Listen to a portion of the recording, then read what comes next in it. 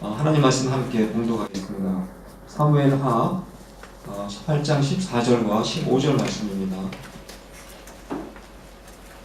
두 절 말씀이니까 우리 다 함께 일어나셔서 같이 봉독하도록 하겠습니다. 18장 14절과 15절 말씀입니다. 요압이 이르되 나는 너와 같이 지체할 수 없다 하고 손에 작은 창 셋을 가지고 가서 상수리 나무 가운데서 아직 살아있는 압살롬의 심장을 찌르니 요압의 무기를 든 청년 10명이 압살롬을 에워싸고 쳐 죽이니라. 앉아주시겠습니다.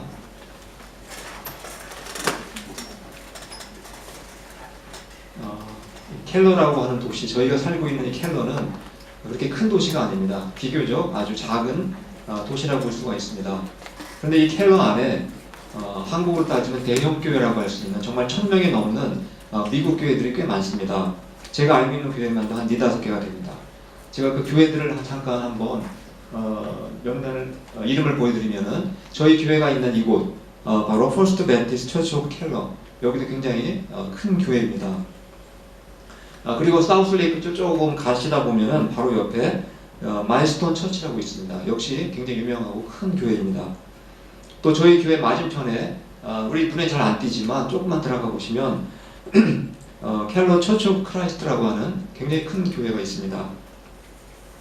그리고 조금 떨어져 있지만 루프스노우 쪽에 가시면 거기에 노스우드 베프티스트 처치가 있습니다. 그래서 제가 약간 노란 색깔로 이렇게 표시를 해놨는데 노스우드 베프티스트 처치의 그 담임 목사님이 저 사진에 나와 있는 바로 밥 로버츠라고 하는 분입니다. 제가 처음에 이 켈러의 교회를 개척할 때 제가 제일 먼저 교회를 세우려고 했던 장소가 사실은 여기가 아니고 원래 바로 노스우드 베프티스트 처치였습니다. 그곳을 처음에 교회를 방문한 적이 있었습니다.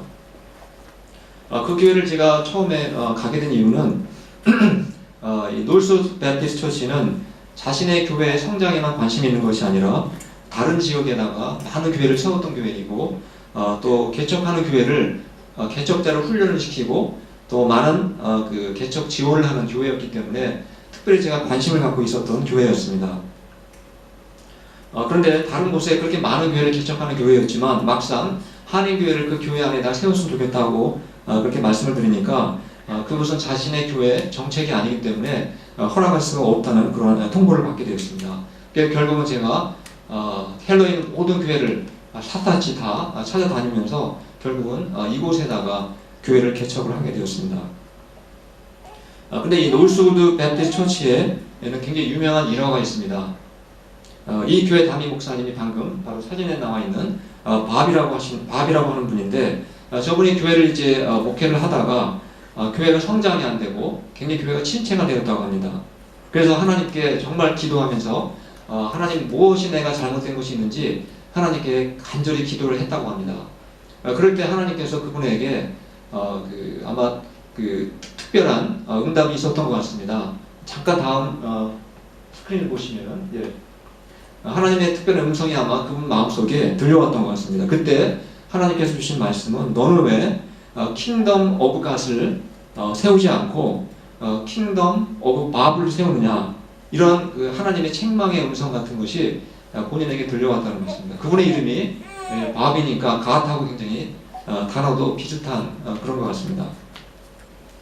다른 말로 하면은 너는 왜 하나님의 나라를, 하나님의 왕국을 세우려고 하는 것이 아니라 왜 너 자신의 나라, 사람이 만든 나라, 사람의 나라를 만들려고 그렇게 애를 쓰느냐, 이러한 바로 내용이었습니다. 바로 이 음성을 듣고 밥 로버트 목사님은 하나님께 회개하고 그때부터 이제는 나의 교회만을 위해서 내가 목회를 하지 않고 많은 교회를, 다른 교회들을 내가 개척을 하고 또 다른 교회를 지원하기 위해서 내가 목회를 해야 되겠다, 그러한 결심을 하게 되었다고 합니다. 그렇게 결심을 하고 자신의 교회만에 집중하지 않고 다른 교회를 위해서 그렇게 봉사했을 때 오히려 그 교회가 그때부터 정말로 놀랍게 성장을 했다고 합니다. 아마 그 교회가 지금은 켈러에서 가장 아마 큰 교회가 된 것 같습니다. 그래서 이 노스우드 베프티스트 처치는 미국 전체 내셔널로도 굉장히 알려진 유명한 교회입니다. 그리고 한국에서도 꽤 유명한 교회로 알려져 있습니다. 우리가 아까 사무엘 하 말씀을 읽었습니다만 바로 사람들은 끊임없이 이렇게 하나님의 나라를 세우려고 하는 것이 아니라 사람의 나라를 세우려고 한다는 것을 우리가 발견할 수가 있게 됩니다. 그 대표적인 사람이 누구입니까? 바로 우리가 지금 사무엘 하를 읽고 있는데 바로 사무엘 하에 나와 있는 다윗의 아들인 압살롬이라는 것입니다. 압살롬은 다윗의 아들이었기 때문에 얼마든지 그는 다윗의 대를 이어서 이스라엘의 왕이 될 수 있는 바로 왕자이었습니다. 제가 몇 주 전에 우리가 살펴보았지만 다윗에게 몇 명의 아들이 있었습니까? 바로 17명의 아들이 있었다고 말씀드렸습니다. 일반적으로는 아무리 아들이 많아도 첫째 장남이 보통 왕을 이어받게 됩니다. 그러나 때로는 장남이 아니라 막내라든가 또 중간에 있는 아들들이 왕이 될 때가 있습니다. 다윗의 다음 왕이 누군지 다 아시죠? 솔로몬입니다. 솔로몬이 몇째 아들인지 아십니까? 거의 막내에 속하는 그런 아들이었습니다. 그래서 보통 왕자가 많다 보면은 왕자들끼리 서로 죽고 죽이는 피비린내 나는 싸움이 일어날 때가 참 많습니다. 바로 다윗에게도 17명이라는 아들이 있었기 때문에 하나님의 뜻과는 관계없이 바로 인간의 욕심에 따라서 왕의 자리를 탐내는 그런 왕자들이 많았습니다. 그 중에 대표적인 아들이 바로 셋째 아들인 압살롬이었습니다. 압살롬은 하나님의 뜻에 따라서 하나님의 나라, 하나님의 왕국을 세우려고 했던 것이 아니라 바로 압살롬의 나라, 그리고 사람의 나라를 만들기 위해서 그가 욕심을 갖게 됩니다. 여러분들은 하나님의 나라, 우리가 하나님의 나라라는 말을 많이 쓰는데 하나님의 나라의 파운데이션, 하나님 나라의 기초가 무엇이라고 생각하십니까? 금은 보석입니까? 아니면 콘크리트이겠습니까? 제가 하나님의 나라의 기초가 무엇인지 잠깐 말씀을 스크린 통해서 보여드리겠습니다. 바로 하나님의 나라의 기초는 진리와 그리고 공의와 사랑, 이렇게 요약을 할 수가 있습니다. 그러나 압살롬은 진리와 공의와 사랑에 기초한 하나님의 나라를 세우려고 했던 것이 아니라 바로 거짓과 불의와 미움에 기초한 그러한 자신의 나라를 세우려고 노력을 했다는 사실입니다. 우리가 사무엘하를 읽다 보면은 압살롬이라는 사람의 인격이 어떤 사람인지 우리가 자세히 알 수가 있게 됩니다. 압살롬은 한번 누군가를 미워하기 시작하면 반드시 복수를 해야만 직성이 풀리는 그러한 사람이었습니다. 압살롬이 자신의 누이가 이복 형인 암논에게 성폭행을 당했을 때 그의 반응이 어떠했는지 혹시 기억나십니까? 바로 사무엘하 13장 22절 말씀을 잠깐 보시겠습니다. 제가 읽어드리겠습니다. 압살롬은 암논이 누이 다말에게 욕을 보인 일로 그가 미웠으므로 암논에게 옳다거나 그르다는 말을 전혀 하지 않았다. 압살롬은 자신의 친 누이가 정말 억울한 일을 당했지만 그 누이를 욕보인 바로 암논에게 찾아가서 화를 내지 않았습니다. 그리고 싸우지도 않았습니다. 그리고 욕도 하지 않았습니다. 정말 이 압살롬은 자신의 그 친누이가 그렇게 어려움을 당했는데도 정말 아무 일도 안 생긴 것처럼, 아무 일도 아닌 것처럼 그렇게 행동을 했습니다. 아마 주변 사람들은 압살롬이야말로 정말 마음이 너그럽고 남을 용서할 줄 알고 그리고 정말 그릇이 큰 사람이다, 혹시 그렇게 인정을 했을지도 모르겠습니다. 그러나 압살롬의 실제 마음은 그렇지 않았습니다. 압살롬의 마음속에는 형 암논을 향한 미움의 마음이 싹트기 시작했고 그것이 점점 커져가면서 나중에는 복수에 바로 칼을 갈고 있었다는 사실입니다. 그렇게 모든 사람들이 잠잠하게 있었을 때 2년의 세월이 조용히 흘렀습니다. 이제 사람들은 생각하기를 이제 압살롬은 완전히 마음이 이제 다 풀린 것으로, 감정이 전혀 없는 것으로, 미움도 없는 사람으로, 증오심도 없는 사람으로 그렇게 생각을 했습니다. 그렇게 모든 사람들이 이제 별일이 일어나지 않겠거니라고 생각을 했을 때 바로 마침내 이제 압살롬이 아주 큰 잔치를 열게 됩니다. 그리고 2년 동안 자신이 그렇게 미워하고 속으로 증오심을 품어왔던 자신의 형 암논을 그 잔치집에 초대를 하게 됩니다. 그렇게 초대를 하고 나서 그가 어떤 계획을 세우게 되는지 사무엘하 13장 28절 말씀 한번 보시겠습니다.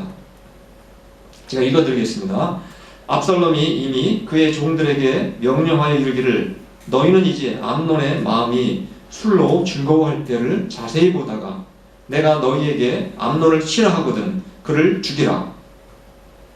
결국 압살롬은 겉으로는 전혀 미움이 없었던 사람같이 보였지만 2년이 지나고 나서 잔치를 베풀고 그리고 압논이 술에 취한 그 틈을 타서 그 종을 시켜서 바로 압논을 죽였다는 사실을 우리가 알 수가 있게 됩니다. 정말 압살롬은 아주 무서운 사람이었습니다. 우리가 이 시점에서 예수님이 하신 말씀을 잠깐 한번 살펴보겠습니다. 마태복음 5장 22절 말씀을 좀 길지만 한번 천천히 같이 읽어보도록 하겠습니다. 시작. 그러나 나는 너희에게 말한다. 누구든지 형제에게 이유 없이 화내는 사람은 재판을 받고 자기 형제를 어리석다고 욕하는 사람은 법정에 끌려가게 될 것이며 이 미련한 놈아 하고 말하는 사람은 지옥불에 들어갈 것이다. 예수님은 형제에게 화를 내면 심판을 받게 된다. 그리고 지옥에 갈 만큼 정말 큰 죄라고 이렇게 말씀을 하고 있습니다. 근데 우리가 살다 보면 어떻게 화를 안 내고 살 수가 있겠습니까? 나도 모르게 욱하는 그런 마음이 생길 때가 있습니다. 그래서 우리도 모르게 내가 절제할 수 없을 만큼 화를 낼 때가 있습니다. 그런데 대체적으로 우리는 화를 내고 나면 나중에 후회하게 됩니다. 내가 너무나 크게 화를 냈구나. 그래서 상대방에게 사과할 때가 있습니다. 그럼 예수님께서 여기서 말씀하시는 화내는 사람이 지금 제가 말씀드린 그런 종류의 화내는 사람을 말하겠습니까? 예수님께서 말씀하신 화를 내는 그런 사람은 지금 제가 말씀드린 이런 종류의 화를 말씀하는 것이 아니라 전혀 다른 종류의 화를 말씀하고 있습니다. 말하자면 압살롬과 같이 전혀 겉으로는 화가 난 것처럼 보이지 않았지만 그 마음속에 은근하게 미움을 품고 증오심을 품고 복수심을 키워가는 사람, 바로 이러한 사람을 예수님이 두고 하신 것입니다. 그래서 예수님이 말씀하신 화내는 사람이라는 것은 바로 압살롬과 같은 사람, 바로 그런 사람을 지금 말하는 것입니다. 요즘 말로 하면 어떻게 설명할 수 있겠습니까? 이런 사람을 뒤끝이 장난이 아닌 사람, 이렇게 우리가 표현할 수 있는 것입니다. 요즘 말로 하면 그렇게 표현할 수 있습니다. 바로 압살롬은 미움과 증오심과 복수심을 풀려고 전혀 시도하지 않았습니다. 그는 그 마음속에 미움을 계속 키워나갔습니다. 그리고 결국에는 형제를 살인하는 일로 발전하게 됩니다. 이렇게 압살롬은 그 마음속에 분노심과 증오심을 키워 형제를 살인하고 나서 결국은 어머니의 나라인 다른 나라로 도망을 하게 됩니다. 그리고 3년 동안 그가 거기에 머물다가 다시 예루살렘으로 돌아오게 됩니다. 그가 이제 그 고향에 돌아온 지 예루살렘에 돌아온 지 무려 2년이 지났는데도 불구하고 아버지인 다윗이 압살롬을 전혀 얼굴을 만나주려고 하지를 않게 됩니다. 자연히 어떤 마음이 생기겠습니까? 자기가 2년 만에 돌아왔는데 아버지가 자기 얼굴을 보지 않기 때문에 이 압살롬의 마음속에는 아버지에 대한 서운한 감정이 생기기 시작을 했습니다. 우리가 서운한 감정을 계속 품고 있으면 그 마음이 어떻게 발전합니까? 결국은 또 미움으로 발전하게 되고 증오심으로 발전을 하게 됩니다. 결국은 이 압살롬은 아버지에 대한 서운한 마음이 점점 발전을 해서 아버지에 대한 증오심으로 발전하게 되었고 결국에는 하나님께서 세우신 그 아버지의 나라를 빼앗아서 자신의 나라로 만들어 보려는 그러한 헛된 욕망을 품게 됩니다. 바로 압살롬은 아버지의 나라를 빼앗아서 자신의 나라, 사람의 나라를 만들기 위해서 무려 4년 동안이나 아주 치밀하게 그리고 철저하게 준비를 하게 됩니다. 그것은 바로 백성들의 인심을 얻어내는 것이었습니다. 그는 4년 동안 어떠한 계략을 꾸미게 되냐면 아버지 다윗은 정말 정의롭지 못한 왕이다. 백성들을 돌보지 않는 정말 사랑이 없는 그러한 왕이라고 하는 오해를 계속 사람들의 마음속에 심어주게 됩니다. 그리고 마치 자신은 정말 백성을 위하는 것처럼 정의와 사랑을 베푸는 아주 관대한 사람인 것처럼 백성들에게 자신을 그렇게 이미지를 만들어갑니다. 이러한 압살롬의 행위를 사무엘하 15장 6절에서 어떻게 설명하고 있는지 한번 읽어보시겠습니다. 사무엘하 15장 6절 다 같이 한번 읽어보겠습니다. 시작. 이스라엘 무리 중에 왕께 재판을 청하러 오는 자들마다 압살롬의 행함이 이와 같아서 이스라엘 사람의 마음을 압살롬이 훔치니라. 압살롬은 철저하게 거짓으로 사람들의 마음을 훔쳐갔다, 도둑질해갔다 이렇게 말씀하고 있습니다. 아버지인 다윗은 백성에게 정의와 사랑을 베풀지 않지만 자신은 바로 백성들을 굉장히 위하는 것처럼 그렇게 행동하는 것을 우리가 알 수가 있게 됩니다. 이러한 그 압살롬의 행위를 성경은 뭐라고 표현하고 있습니까? 백성의 마음을 훔쳤다 이렇게 표현하고 있습니다. 백성의 마음을 도둑질해 갔다 이렇게 말씀하고 있는 것입니다. 이것도 요즘 말로 하면 무슨 뜻이겠습니까? 바로 압살롬은 여론을 조작했다 이렇게 볼 수가 있습니다. 압살롬이 얼마나 철저하게 백성들을 속였는지 대부분의 이스라엘 백성들이 압살롬을 따르게 됩니다.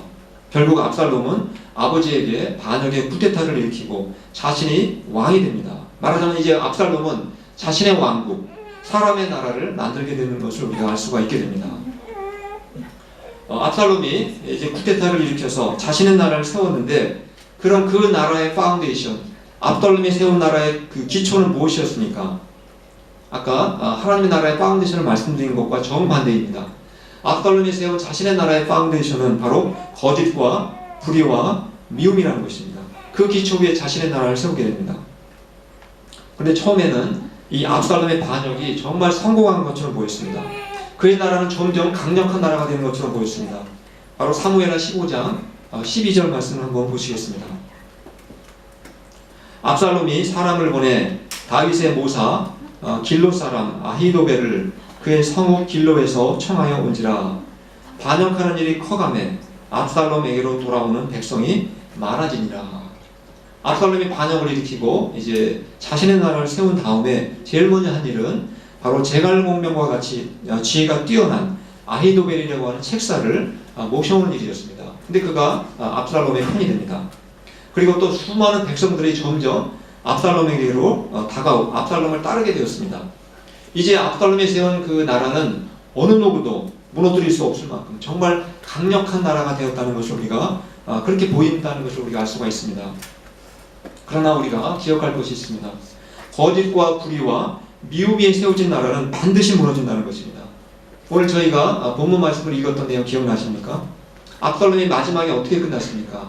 그가 자기가 길렀던 머리카락이 나무숲에 걸려가지고 결국은 상대방이 그 심장을 칼로 찔러서 마지막 죽는 그러한 죽음으로 마치게 됩니다. 우리가 지난주에 하나님께서 다윗을 통해서 하나님의 나라를 세우려고 했던 계획이 있었다는 것을 말씀드린 적이 있습니다. 그 내용이 바로 사무엘하 7장 12절 말씀입니다. 제가 한번 읽어드리겠습니다. 네 수완이 차서 네 조상들과 함께 누울 때에 내가 네 몸에서 날 네 씨를 네 뒤에 세워 그의 나라를 견고하게 하리라. 하나님은 다윗하고 유명한 언약을 맺게 됩니다. 내가 너의 후손을 통해서 하나님의 나라를 견고하게 세워주겠다라고 하는 그러한 약속을 하셨습니다. 여기에 보면 다윗의 씨라고 되어 있는데 누구를 말하는 것이겠습니까? 궁극적으로는 바로 예수 그리스도를 말씀하는 것입니다. 다윗의 후손으로 오신 예수님을 말하는 것인데, 예수님이 오시기 전까지는 다윗의 육신의 아들들이 계속해서 왕위를 이어가게 됩니다. 따라서 압살롬도 다윗의 아들 중에 한 사람이었기 때문에 충분히 다윗의 왕위를 이어받을 만한 자격이 없었던 것은 아니었습니다. 그러나 그가 아무리 다윗의 아들이었다 할지라도 그가 세운 나라는 거짓과 그리고 불의와 미움 위에 세워진 나라였습니다. 아무리 압살롬이 다윗의 아들이었다 할지라도 거짓과 불의와 미움 위에 세워진 나라는 반드시 무너지게 된다는 사실입니다. 그래서 하나님이 그렇다면은 하나님이 다윗의 후손을 통해서 세우려고 하셨던 나라는 어떤 나라였습니까? 우리가 지금까지 반복해서 말씀드렸듯이 바로 하나님이 세우고자 하셨던 나라는 거짓과 불의와 미움이 아니라 바로 진리와 그리고 공의와 사랑 위에 세워진 바로 그러한 나라라는 것입니다. 바로 그러한 나라야말로 영원히 무너지지 않고 영원히 계속된다는 것입니다. 저희 모두는 바로 이러한 하나님의 나라를 세우도록 하나님께로부터 부름을 받은 하나님의 백성이라는 것입니다. 그리고 우리는 하나님의 자녀들입니다. 저희들은 인간이 세운 사람의 나라의 백성이 아니라 바로 예수 그리스도를 통해서 세워진 하나님의 나라의 백성이라는 사실을 우리는 날마다 기억을 하면서 살아가야만 합니다. 그런데 마귀가 항상 우리를 가만 놔두지 않습니다. 마귀는 압살롬이 거짓말로 백성들의 마음을 훔쳐가게 한 것처럼 이 마귀도 우리의 마음속에서 하나님을 향한 우리의 마음을 훔쳐간다는 사실을 항상 기억을 해야 합니다. 마귀가 어떤 유혹을 우리에게 유혹으로 다가오고 있습니까? 내가 하나님을 아무리 열심히 믿어도 결국은 내 힘으로 살아야 된다. 이런 식으로 우리에게 거짓 유혹을 합니다. 그리고 또 하나님은 나에게 별로 관심도 없는 것 같이 사랑이 없는 분인 것 같다라고 하는 의심을 하도록 계속해서 우리의 마음속에 거짓 유혹을 한다는 것입니다. 그래서 우리로 하여금 하나님으로부터 마음이 멀어지게 하고 마귀는 우리의 마음을 빼앗아간다는 사실입니다.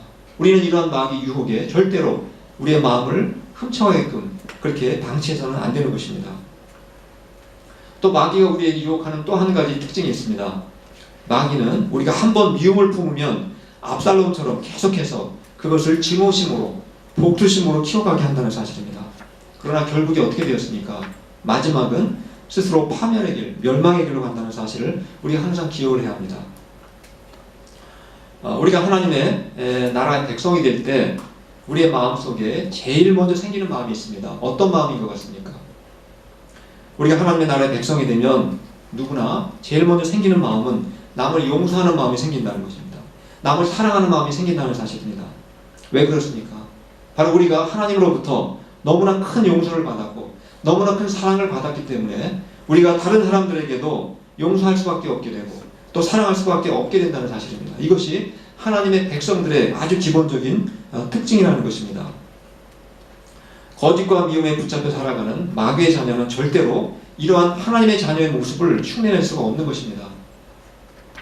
저는 저희 모두가 정말 하나님의 나라의 백성으로서 이제는 진리와 그리고 공의와 사랑을 베풀면서 하나님의 이러한 나라를 우리의 교회뿐만 아니라 우리의 가정과 또 우리의 일터와 또 우리의 지역에 이 나라를 세워갈 수 있는 귀한 하나님의 자녀로 백성으로 살아가실 수 있기를 간절히 축원합니다. 이 시간 말씀을 기억하시면서 우리 찬송가 부르시고 잠시 기도하는